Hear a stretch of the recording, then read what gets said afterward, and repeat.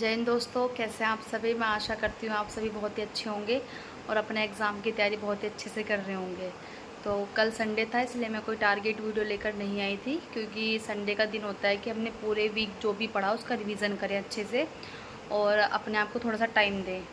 इसलिए मैं कल कोई वीडियो लेके नहीं आई थी। तो आज मंडे है, आज से हम फिर एक वीक पूरे मन से मेहनत करेंगे, टारगेट्स को कंप्लीट करेंगे और अपने कॉन्फिडेंस को बढ़ाएंगे।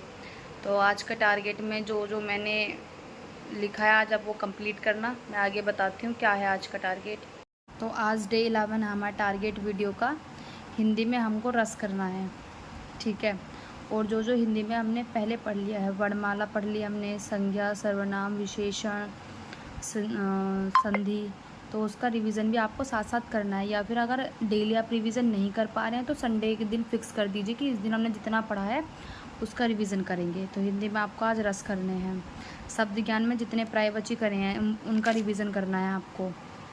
विलोम का भी रिवीजन करना है आपको। साहित्य अकादमी अवार्ड्स का रिवीजन करना है। देखिए रिवीजन कैसे करना है, ऐसे नहीं कि आप 1 घंटा रिवीजन ही कर रहे हैं। मान लिया प्रायवाची शब्द हैं, जितने भी टोटल आपने याद किए 100 शब्दों के, उसमें से 5 शब्द उठा लिए, केवल 5 में से 5 के शब्दों के सबके प्रायवाची याद करें, ख़त्म। 5 मिनट लगेंगे इस चीज़ में। विलोम में 20-30 विलोम का डेली रिवीजन कर लिया। साहित्य अकादमी अवार्ड्स में डेली 10 का रिवीजन कर लिया। इस तरह से एकदम सारा ना करना है, धीरे धीरे करना है, ताकि और भी चीज़ें जो हम नहीं कवर कर सके पिछला हमारा रिवीजन चलता रहे। तो इस तरह से रिवीजन करना है। 20 तत्सम तद्भव करने हैं। तत्सम तद्भव भी हमारे काफ़ी हो चुके हैं, तो हमसे जल्दी ख़त्म कर देंगे अब। 50 वन वर्ड्स करने हैं। 20 वर्तनी शुद्धि करनी है, क्योंकि वर्तनी से रिलेटेड भी क्वेश्चन आते हैं कि कालिदास कैसे लिखा जाता है। मोस्टली हम लिख देते हैं सिंपल कि भाई ये है, लेकिन ये गलत है। ऐसे हम लिख देते हैं योगी राज। इस तरह से जो कालिदास है ऐसा होगा। तो इस तरह की छोटी छोटी जो ये है ना गलतियाँ, ये हमारे क्वेश्चन गलत करा देती हैं। तो इसलिए आपको 20 वर्तनी शुद्धि भी करनी है। मैथ में आपको एवरेज वाला टॉपिक करना है, ठीक है। रीजनिंग में आपको फिगर काउंटिंग वाला टॉपिक करना है। और रैंकर गुरुकुल पर टीचर जो पढ़ाते हैं रीजनिंग, उनसे आप ये टॉपिक कर सकते हैं, अच्छा कराते हैं वो। जीएस में भाग 8 और 9 पढ़ना है। भाग 8 और 9 आप पढ़ सकते हैं यूपी उत्कर्ष पर। जब आरओ का एग्ज़ाम आने वाला था तो उन्होंने, इमरान सर ने ना छोटी छोटी 5-5, 10-10 मिनट की वीडियो डाली हुई थी, क्वेश्चंस कराए हुए थे उन्होंने प्रैक्टिस। तो उन्होंने भाग 9 में क्वेश्चन प्रैक्टिस कराया था। तो जब उन्होंने वो क्वेश्चन प्रैक्टिस कराया था ना, उसी क्वेश्चन में उन्होंने पूरा भाग 9 पढ़ा दिया था। तो आप वहाँ से आप डालेंगे UP PCS Utkarsh polity MCQs by Imran sir, तो तब वो निकल के आएंगी वीडियो। तो अब आप वहाँ से भाग 9 वाला टॉपिक उन्होंने इतने अच्छे से कराया है कि अगर आप वो वीडियो 10 मिनट की वीडियो वो देख लेंगे ना, तो भाग 9 के लिए कहीं भटकने की ज़रूरत नहीं है। क्योंकि भाग 9 में पंचायत और नगर पालिकाएँ आती हैं, उनमें बहुत सारे आर्टिकल हो जाते हैं और कन्फ्यूज़न और हो जाती है। तो आप वहाँ से ये वाला टॉपिक कर लेना।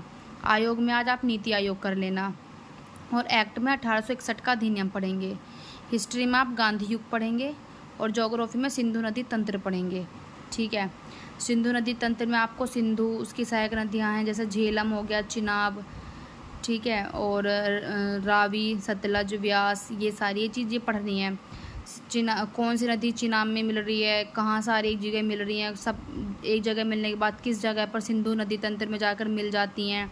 सिंधु नदी तंत्र कौन सी 2 पहाड़ियों के बीच बहता है, कौन से गार्ज का निर्माण करता है, कहाँ से सिंधु नदी निकलती है, ये सारी चीज़ें। सिंधु नदी तंत्र पर जो विवाद हुआ था वो विवाद, सब कुछ आपको पढ़ना है ये। अभी मैं एक छोटी सी वीडियो लेके आऊँगी ज्योग्राफी में सिंधु नदी तंत्र की, आप वहाँ से सिंधु नदी तंत्र कंप्लीट कर लेना। फिर आपको स्टैटिक जीके में भारत की युद्ध कलाएँ पढ़नी है। युद्ध कला की मैं एक छोटी सी शॉर्ट वीडियो डालूंगी, वहाँ से आप युद्ध कला कर लेना। आपको कहीं भटकने की ज़रूरत नहीं है। मैं सिंपल युद्ध कलाओं की अभी एक 5 मिनट का, या फिर 5 मिनट का तो शॉर्ट बड़ा हो जाएगा, उससे छोटी एक वीडियो डालूंगी, वहाँ से आप युद्ध कला वाला टॉपिक तैयार कर लेना और अपने नोटबुक में नोट कर लेना।